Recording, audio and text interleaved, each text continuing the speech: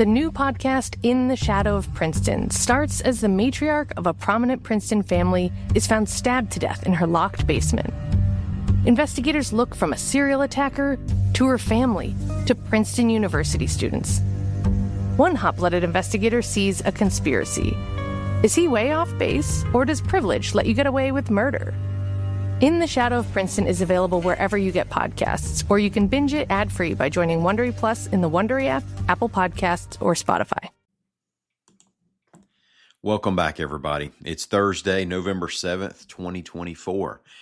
Born on this date in 1940, former Atlanta Braves hitting instructor Clarence Jones of Birmingham. Now, today on the show, we get to talk with travel expert and author Sarah Gilliland. First, however, we're going to talk about election turnout, another union vote, and a diverted flight. I'm Mike Morgan, and we're down in Alabama.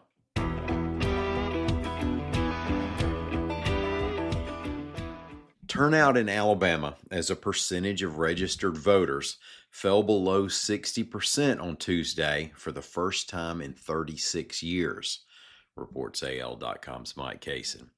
Now, only 58.5% of Alabama's 3.9 million registered voters made it out to vote.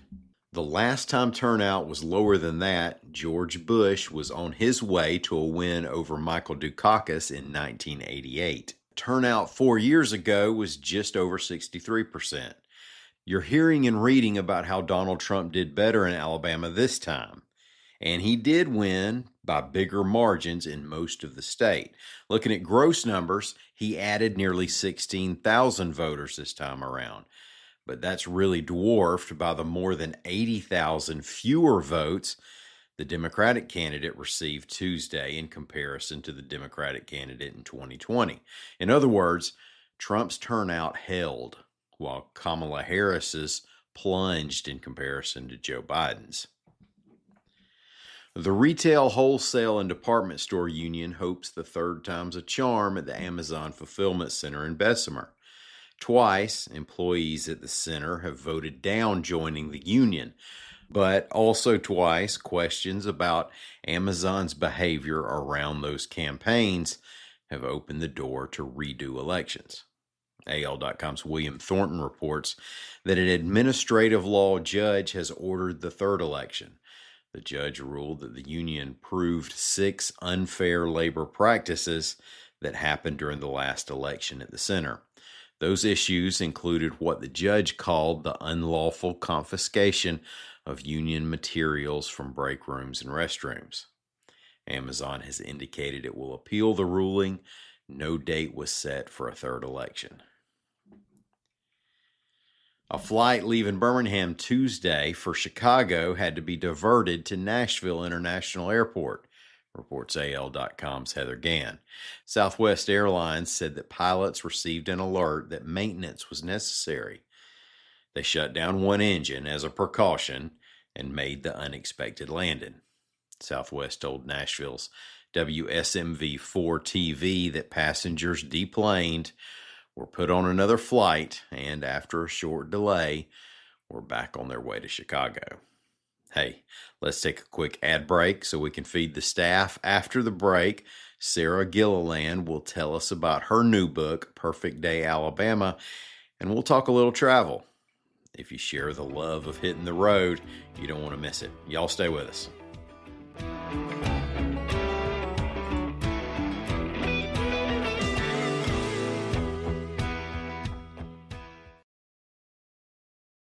Ryan Reynolds here from Mint Mobile. With the price of just about everything going up during inflation, we thought we'd bring our prices down. So to help us, we brought in a reverse auctioneer, which is apparently a thing. Mint Mobile Unlimited Premium Wireless. How to get 30, 30, how to get 30, how to get 20, 20, 20, how to get 20, 20, how to get 15, 15, 15, 15, just $15 a month? Sold! Give it a try at mintmobile.com/switch. $45 upfront payment equivalent to $15 per month. New customers on first 3-month plan only. Taxes and fees extra. Speed slower above 40 gigabytes. See detail. This episode is brought to you by Amazon. The holidays are here, and you know what that means. It's time to get your friends and family the gifts they deserve. Take the stress out of shopping with Amazon's great deals and low prices on a huge range of items from toys to tech and much more. Whoever you're gifting for, Amazon has great prices on everything you need this holiday season. Shop Black Friday week starting November 21st.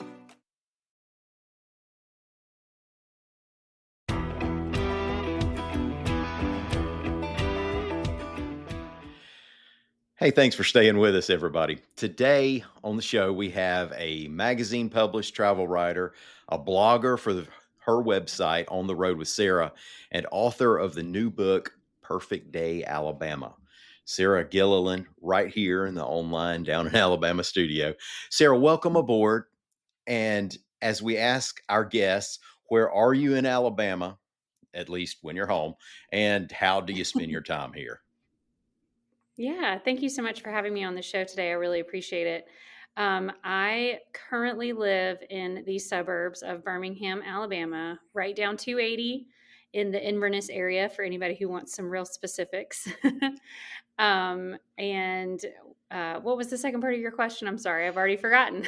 Well, the first part of the question, then the follow-up is, how much do you like to sit in traffic? Oh, yeah, no, none. 280 is the bane of my existence. Well, what do you do down 280? What do you do here? How do you spend your days?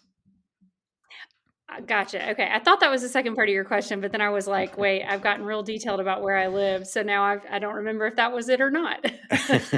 um, well, like you mentioned in my little introduction, I am a travel writer. I have my own website. It's called ontheroadwithsarah.com, but I am also published in various places online. If you Google me, you'll see my name and my articles that I've written. I also do some freelance work for local papers in the Birmingham area. I write for Starnes Media's 280 Living, and I've written for the Homewood Star and Village Living also.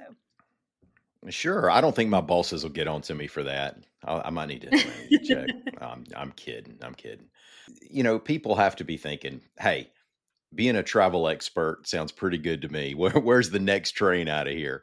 How'd you get into doing what you're doing now? Well, I do not have a journalism degree, so there's that. Neither do I. Yeah, imagine that. I think and there's nothing wrong with going to school and getting your degree in journalism if you know that's what you want to do. But when I was an 18-year-old, I had no idea what I wanted to do. I actually went to Auburn and started out in the theater program because I thought that's what I wanted to do. Okay. Then I went undeclared for a semester and a half before I made a decision. And that could be a whole nother podcast, letting our 18 and 19-year-olds decide what they want to do with the rest of their life. Who decided that was a good idea? Right. But when I graduated, I got married and had children, as many people do, although maybe not as many people nowadays. But I really loved sharing details about my kids and what it was like raising them in what people often refer to as a mommy blog. And I did a lot of things like crafts and recipes and things like that. But I really found out that my passion was in travel. I knew that the recipes and crafts and things like that were not going to be sustainable for very long because my kids were growing up, and I have 3 of them, and not a one of them enjoys doing crafts with mom anymore. So I had started taking my kids on trips. I mean, when they were little, my dad was in the military for 30 years. So traveling is kind of in my blood, if you will. And I saw no problem dragging my kids along with me on all of our adventures, me and my husband. And I got a lot of people asking me, how in the world do you take kids to the beach? How do you take them to Disney World? How do you take them to, Gatlinburg, Pigeon Forge? Like, that just seems like so much work. And I was like, well, it is, but there are ways to do it. And I wouldn't have it any other way. I love traveling. I like traveling by myself, like traveling with girlfriends, like traveling with my husband, like traveling with the family. I mean, all the travel. Right. So my blog evolved into, a travel blog, and I started freelancing during the pandemic, which is hilarious because nobody was traveling during the pandemic. Right. But because of my previous experience with my own writing, I was able to I guess kind of speak from a knowledge of what it was like to travel before and then kind of after the pandemic. So that's kind of where the freelancing took off. Right. Yeah, they weren't traveling, but they were reading and listening to podcasts. We Yes. know that. Yes. Yes. Yes. And making bread. Although I was never successful at that. That was not my thing. Tell me about the book Perfect Day, Alabama. Well, that's another fun part of the story of my travel writing is that it seems to me that I never want to settle and just do one thing. I get into a groove with something and I'm like, let's add another thing. Let's make my life a little crazier. Yes. So I had some friends that had written books previously. When Becky Beal has a book called 100 Things to Do Before You Die in Tuscaloosa. And another friend of mine, Connie Pearson, has a book called 100 Things to Do Before You Die in North Alabama. And I reached out to both of them and I said, how did you write this book? Like, this is a very nice looking book. It's put together well. It reads well. Obviously, you had some help, because there's a lot of opportunities nowadays to self-publish. You can put anything you want on Amazon, it seems like. Yeah. But I really wanted to add a book to my resume, and I knew that I wanted to write a travel guide of some sort. And after talking to Becky and Connie, I contacted my publisher, Reedy Press, and said, hey, I want to write a book. And they said, well, we have a new series we're trying to start called Perfect Day blank. And usually it's about a state. Sometimes it's about a city if it's big enough, like Chicago or Right. New York or something.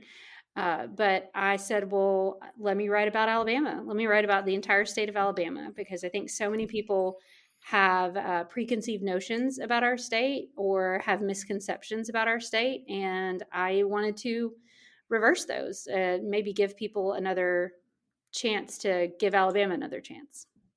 Yeah. I mean, yeah, my response to that is you think there are misconceptions about Alabama? One of the thing is obviously the diversity of places to go and all that sort of thing. When you were, traveling, researching, writing about Alabama, how much did you find yourself still learning stuff? Like, wow, I had no idea. Oh, yes. The entire process was a learning experience for me because, like I said, my dad was in the military for 30 years. So I did not grow up in Alabama. I did not get to take fourth grade Alabama history. I think when I was in fourth grade, I was taking like Illinois state history or something like that, wherever we were living at the time. A lot of Abraham Lincoln, I'll bet. Yeah, yes, if I remember. I don't even know. It obviously didn't make that much of an impact on me because I don't really remember it.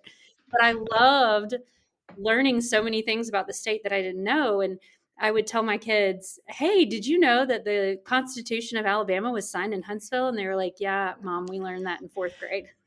And I was like, give your mom, some credit. I didn't know. And I'm excited about all these facts and figures. And we have so many famous people from Alabama, not just like celebrities, but like authors and scientists and just lots of cool things that, again, I didn't know about. I mean, some of the big names, but not everybody. I kept being surprised by a famous person that was from a tiny little town in Alabama. Now, when it comes to vacation, and speaking of the diversity of places to go in the state, now, I don't know if it matters, but not as a writer, but time off. It could be family time or married folks time or woohoo time or whatever. Do you go to the beaches or the mountains?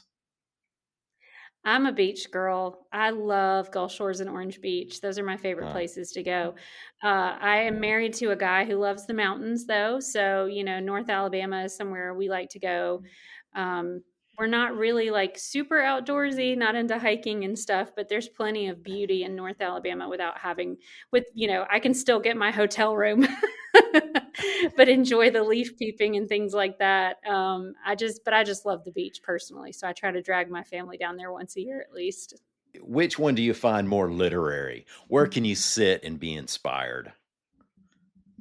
Oh man, I feel like it really, I keep saying this, and so I'm sorry if it sounds like a broken record, but it really depends. It depends on what literary you're looking for. I think Orange Beach feels newer to me. It feels like the promise of like moving forward into the future of what the state of Alabama could be, and they're definitely trying to draw people from Florida and like, hey, come over here. Our beaches are less busy. It's definitely more of uh, a calm vibe there. But I love being in Gulf Shores because you're close to Fort Morgan and there's so much history there. And Yeah. I am a history girl. So I would probably have to say Gulf Shores.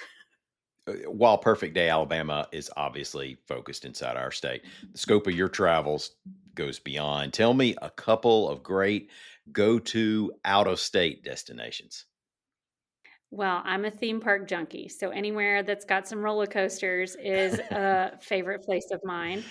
My family really loves the Pigeon Forge area. We love Dollywood. Dollywood Mhm. is just such a great family friendly experience. I mean, and it really is just an experience. It's not just a theme park. They've got some world class shows and they've upped their game when it comes to their different seasonal events. I know that they probably feel a lot of competition with like the Disney Worlds and the Universals theme parks, but they have the distinct advantage of being a lot closer to the state of Alabama than uh, Orlando Park. So I definitely love going there. And honestly, even if we're not going to Dollywood, Pigeon Forge is just a great place to go because there's indoor things, there's outdoor things, we love doing mountain coasters as a family. So Mhm. you can still kind of get the thrill without actually paying a lot of money to go into a theme park. But other than that area, I really like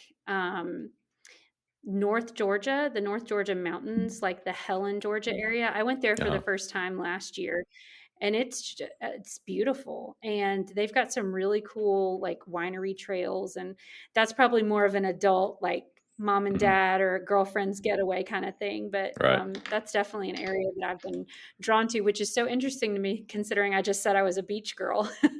I mean, you can be both. I would definitely consider myself both. Yeah. I think I gravitate more towards the beach because I like being warm. And, I like going to the mountains and going to the northern part of our state or of Georgia or wherever in the fall. But gosh, if it starts to dip below 50 degrees, I'm out. I hear you loud and clear on that. It's bone chilling when it gets below 50 degrees. There's no doubt hmm about it. hmm Tell me a place in the state or outside the state where where you arrived and just couldn't wait to leave. Oh, that's terrible. I know it. I know it's terrible. I wanted to go there because we've had those Hmm. experiences, right? Yeah, I'm just trying to think if there was anywhere in the state though that made me feel like that. Um, I don't know that I've had a terrible experience in the state, but I will Right. tell you, I'll go ahead and maybe because I want people to buy my book and I don't want to talk bad about the state of Alabama. So I understand. I'll go to Florida. Let's talk bad about Okay. Florida. Yeah. Yeah, I had a negative experience in Ocala, Florida, unfortunately. Most of the town and most of the experience was lovely, except for an interaction I had with somebody at Silver Springs State Park that kind of colored the rest of my visit. And I could not wait to leave afterwards, which is Oh. terrible because everyone's always like, oh, the glass bottom boat tours and what a cool place. And I'm like, I will never go back to that place. Mhm. Since I put you on the spot with that, I'll go in with you. And travel to me can get exhausting and overwhelming, and that's hmm when I just can't wait to go home. My wife and I flew into Vegas, drove to Los hmm Angeles, well, Hollywood, drove up to San Francisco, drove over to Yosemite, back down, ended up back in Vegas. In the very middle of that, after spending time in Las Vegas, we are in we arrived in Hollywood and we're just overwhelmed and exhausted already. Just getting started. And it was just terrible. It's time to go home. But we were saved because the Braves were in Oh, town to play the Dodgers. nice. So we ended up at the ballpark that saves. But yeah, it's those that's kind of what it's no slight on these places that sometimes Yeah, we it's just just can't too handle much. what we're Maybe doing. you've planned too much in your day. That's a lot of things. A lot of times, what I tell people when they ask me things like, Hmm. "How in the world do you travel with kids?" I'm like, "You've really got to know your family, not even just kids. Like, you've got to know your spouse or your girlfriends or whoever you're going with. And if you plan too many things, Hmm. it makes people grumpy. So don't plan so much." Okay, so you like to leave a fairly loose itinerary. I do. I like to have an idea of what to do and when it's going to happen, but I also have to leave room for the inevitable. I have a 5-year-old and he is ball of energy. And sometimes we can't go to the museum like we thought we were going to be able to. He needs to run around. So we've got to find a playground ASAP. Or I have twin 13-year-old girls, and when they were little, they would get really tired and have meltdowns. So it was like, okay, we've got to go somewhere quiet. And even if they're not going to sleep, we need to just like chill. We need to stop being around the crowds. We need to go find a quiet corner somewhere and just take a breath. And I think adults are that way too, whether we want to admit to that or not. And if you have too much, too many people around you all at once doing lots of things, going to clubs and playing games, and just lots of loud stuff going on, or just lots of activity, it's too much. Yeah, it's absolutely too much, and in many ways, I feel like I'm probably a toddler on the road. But I do. Mhm. We've gone to Key West many times. It's been a while, and nowadays, as the locals will, bemoan, it's Mhm. a strip like like a lot of other places, tons of people walking. But to get a seat at Caroline's next to Duval Street and people watch, eat my conch fritters Yeah. and don't have to be anywhere. It's like a break. It's like a respite, and that requires that loose scheduling. You are fearless for taking two twins. It was either that or stay home, and I'm just not a stay-at-home kind of person. I'm a get out there and see the world, maximize those days you can be absent from school. Yeah, that's right, and the kids appreciate you for that. Yeah, yeah. Sorry, Alabama education. My kids are never gonna have perfect attendance. Well, people are listening thinking she's fearless, she's crazy. But yeah, you just it doesn't have to be no. You go and you figure stuff out and you get good at it. Yeah, and you don't have to go far. That's the other thing. Like we have taken big long trips. We've gone to Disney. We did a cross country trip several years ago because my parents have an RV, and that was an adventure. Probably not one I'll repeat, but it was an adventure. Um, but Where did you go with the with the RV, we went from yeah, Birmingham to Los Angeles and back. 3 weeks. awesome. Yeah, it was really That's fun. that's great seeing the road. Yeah, it was great, and it was great memories, and a great way to introduce my girls to my son wasn't born yet, so this was pre him, but it was a great way to Mhm. introduce them to more parts of the country that they hadn't seen yet, and so I think that's completely. a- And with my book, I think it's very important for people to look at what's in their state because. I don't know about you, but I've lived here now 21 years and I still haven't seen everything that the state of Alabama has to offer, even much less Birmingham where I live. And it's a sad reality that we often don't play tourist where we live. And we really should because Alabama has lots to offer. So you don't have to go to the other side of the country to experience lots of things because we have so much to offer. Yes, I was gonna outro with telling folks where they can buy the book. Mhm. Why don't you tell them so that I don't get it wrong? Okay. Well, you can get it pretty much wherever books are sold, especially if you're within the state of Alabama. Most of the Barnes and Nobles and Books a Millions throughout the state have a couple of copies. There's going to be more copies here in the Birmingham area where I live, just because that's where I live, and I've been able to have some book signings. But you can also find it online via Amazon or Barnes & Noble and Books A Million online, or you can go straight to my publisher's website, readypress.com, and order it from there and get free shipping. Great. Sarah, I appreciate it. Also, y'all check out ontheroadwithsarah.com, all one word. That's her travel blog website. Mm-hmm. Thanks, Sarah, so much for coming on talking to us. It was fun for me. Thank you so much. I appreciate it. Sure. And thanks everybody out there for listening to us. We're going to be back here again tomorrow. Until then, y'all come by and see what we're working on the internet at al.com.